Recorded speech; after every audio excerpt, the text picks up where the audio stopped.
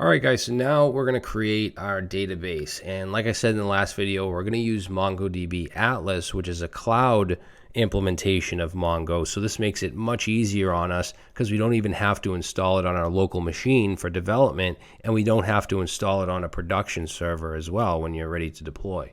So you just want to go to mongodb.com/atlas/database and just you'll have to sign up first, but once you sign up, just sign in. And your screen may look a little bit different. If it's the first time you're logging in, you might have some some directions that kind of tells you what to do. But basically, you want to create an organization, which I already have. You can see I have an organization called Traversy Media. And then you want to then create a project. So if I go to my organization, I can say new project. And I'm going to call this Node API. And we can set different members and stuff. We're just going to skip that and click Create Project. Okay, and this isn't your database just yet. Now you can create a database. So click on this Build a Database button. And there's different plans here. So if you're going into production, you have an actual application to deploy, then of course you're going to go with a paid plan.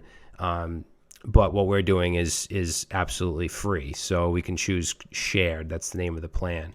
You don't have to put credit card information in, nothing like that.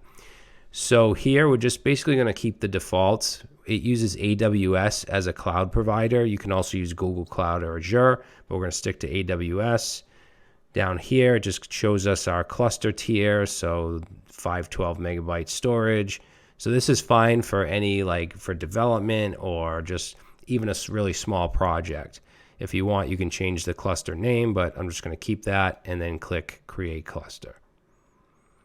All right, now you're going to set up your user. So right here, you want to put in a username. I'm going to just do Brad123 and then password.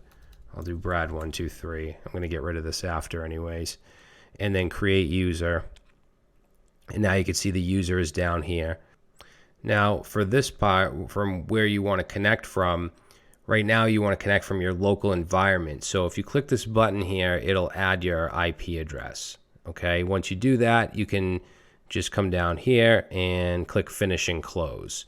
Okay, I'm not going to do this on screen. Even though I'm using a VPN, I still don't want the address in here. So just go ahead and click this button and then click Finish and Close. All right, so now you have your database set up. And what we're going to do is one last thing. I'm going to click on Browse Collections. And if you have data in your database, you'll actually see it from here. And you can change things from here as well. But remember I mentioned the compass tool? That's what I would suggest using if you do want to directly edit your data. It's much more user-friendly. Now, I'm going to just click on Add My Own Data because I want to just add a database name, because if we don't, it'll just be called Test. So let's call it Random Ideas. And then you can also create a collection, and I'm going to create an Ideas collection.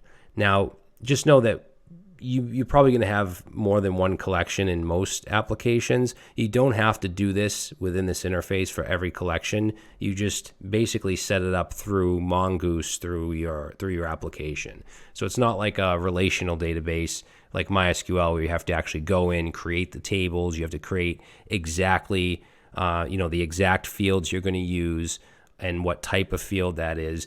MongoDB is you have much more freedom. So let's click Create. So now we have Random Ideas is our database, and then Ideas, we have an Ideas collection, which if we had data, it would show here. So now let's go back to our database, this screen here. And if we click Connect, you get a bunch of different options here.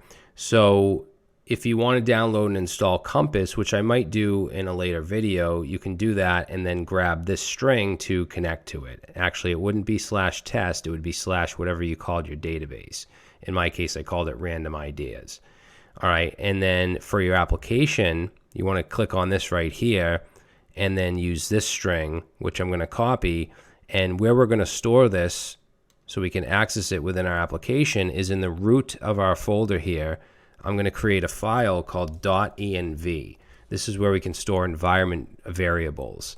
and our MongoDB database is going to be one of these. So let's say Mongo underscore URI, and I'm going to set that to that string.